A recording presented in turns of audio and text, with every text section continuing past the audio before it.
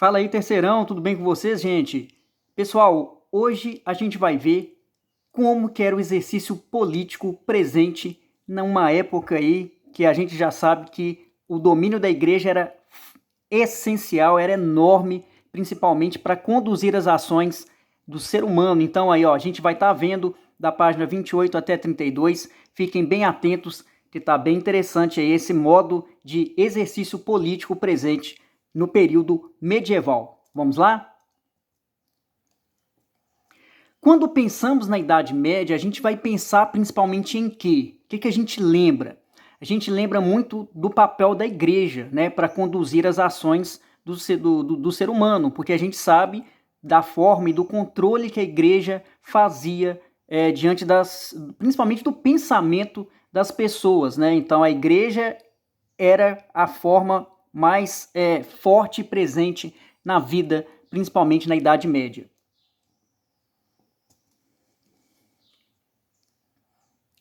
Quando pensamos na Idade Média, pensamos no poder da igreja de várias formas na vida do homem medieval. A igreja definia a forma de pensar que cada um deveria seguir. Então aí a gente sabe que a forma da vida presente numa época em que somente o que a igreja determinava era o verdadeiro caminho, né, numa época que não podia questionar nada, o que era religioso, então a gente vê o papel que a igreja tinha diante dessas ações. Além do poder da igreja, muita coisa vai mudar. Olha só para vocês verem. A cidade medieval vai criar novas formas de se viver coletivamente, tá? Então, olha como que já vai começar a mudar a estrutura, né, principalmente social aí. Vai trazer novas formas de organizar o trabalho, tá? A burguesia vai começar a ganhar força no jogo político e econômico. Então a gente vai ver aí que uma ala forte, uma elite aí vai começar a se formar dentro do jogo político e econômico no período medieval, tá? E aí é interessante que a gente vai ver o Santo Agostinho, né, o Agostinho de Hipona, que a gente já conhece o pensamento dele, né, que nós vimos aí filosofia medieval, e qual que é a visão política que ele vai tratar para a gente. Olha só que interessante. Por ele ser religioso, ele vai mostrar para a gente, dentro da esfera política, tá, gente? Ele vai dividir em duas partes. Ele vai citar as características da cidade dos homens, que tem existência humana, e a cidade de Deus, relacionado à fé. Olha que interessante como é que é o modo político, o exercício político dele. Cidade dos homens, que tem existência humana, é marcado pelo poder, tem a busca pelo pecado, tem uma ligação direta com o mundo material, né? Então ele está fazendo aí uma relação aí que o ser humano ele vai buscar o poder, vai buscar o pecado, é um ser humano voltado muito para as coisas materiais, tá?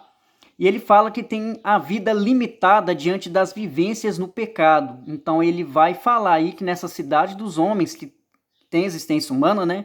Ele está fazendo aí uma relação com a realidade aí, ele está querendo mostrar que a vida é limitada a partir do momento que o homem ele só vai vivenciando as coisas voltadas para o pecado, tá? E aí ele vai tratar para a gente a cidade de Deus, né? De acordo com a fé. Então ele fala que na cidade de Deus o exercício de fé é extremo, é necessário. Ele fala que a cidade de Deus é a marcha para a salvação. Lembrando, gente, ele era um religioso, tá? Ele vai falar aí também, ó, que riqueza, poder e glória não são úteis para a salvação da alma. Então, ao mesmo tempo, ele está fazendo uma diferenciação aí. Ele está querendo mostrar, ó, na cidade dos homens está acontecendo isso de errado. Na cidade de Deus, qual é o melhor caminho que você tem que seguir. Lembrando, a gente está falando uma época que a igreja, nessa época, era muito forte, conduzia as ações humanas. Então aí a gente está vendo aí, ó, que ele está falando, riqueza, poder e glória não são úteis para a salvação da alma, tá? deve se manter na caridade e na obediência ao governante. Olha isso. Que pela responsabilidade divina mantém seu povo na busca do reencontro com o Criador. Tá vendo? Então, aí, ó, deve se manter na caridade e na obediência ao governante, que pela responsabilidade divina mantém seu povo na busca do reencontro com o Criador. Então ele vai falar claramente aí que as pessoas têm que se manter na caridade, a obediência ao governante, que pela responsabilidade divina tem um papel de fazer com que o povo possa buscar o reencontro com o Criador, com Deus, tá?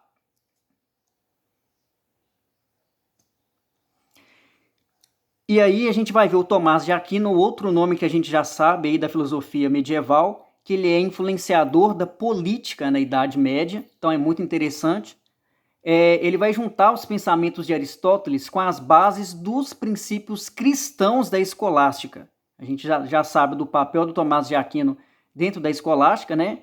E o quanto o papel do Tomás de Aquino vai mostrar também as 5 vias da presença de Deus, porque as pessoas começaram a questionar a presença dele e ele criou essas 5 vias para mostrar a presença de Deus. Tomás de Aquino não fugiu do pensamento criado por Agostinho na Patrística, então ele vai dar seguimento a tudo que o Agostinho fez.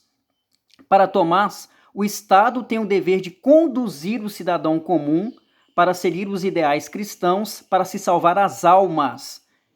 Tá, gente? Então ele fala que o Estado, né, o Estado em si, o governo, tem que conduzir o cidadão comum para seguir o cristianismo, para que essas almas aí sejam salvas, tá? Ele fala também que o homem só será feliz no interior da cidade.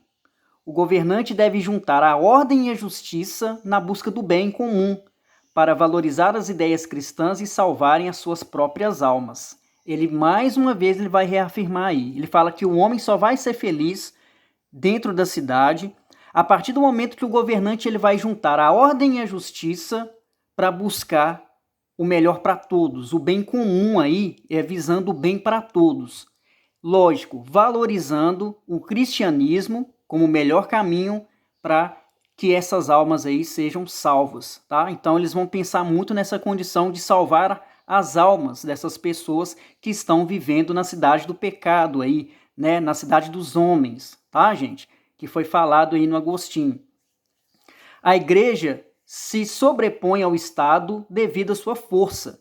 O governante deve promover a paz social, fazendo com que a população entenda que o Estado está junto da igreja, conduzindo toda a sociedade para o sumo bem, que personifica Deus. Tá vendo, gente? Então ele vai falar aí, ó, a igreja tem um poder muito forte junto com o Estado, tá?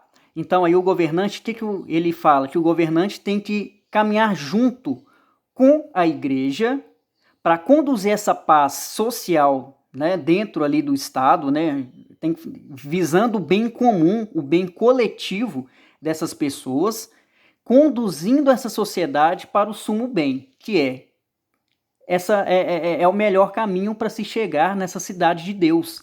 Então ele fala que a sociedade em si vai ser conduzida pelo Estado, mas focando no cristianismo para que essas almas sejam salvas, seguindo os preceitos do cristianismo, porque eles querem chegar nessa ideia da cidade de Deus aí que o Agostinho comentou.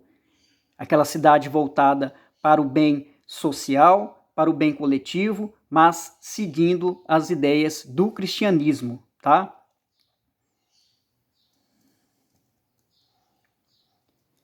E se caso algum rei usasse o poder para benefício próprio, criando um governo tirânico? Olha só que interessante. Então tem esse questionamento, né? Se algum rei aí, ele governasse para benefício próprio, criando um governo de medo. A lei deve existir para regulamentar as ações de todos, principalmente de um governo que tem ideias tirânicas. Olha a ideia de Tomás de Aquino. Então tem que ter uma lei que vai regulamentar a vida de todos presentes ali no Estado, né? na comunidade, na cidade. Então, até um governo que é tirânico, ele tem que sofrer também uma punição, se as ações de um rei ultrapassarem os limites. E aí, só para a gente lembrar, a gente vai lembrar da classe social presente na Idade Média, né? Então a gente tem aí o clero, os que oram, a nobreza, os que guerreiam, e os camponeses e servos, os que trabalham, tá?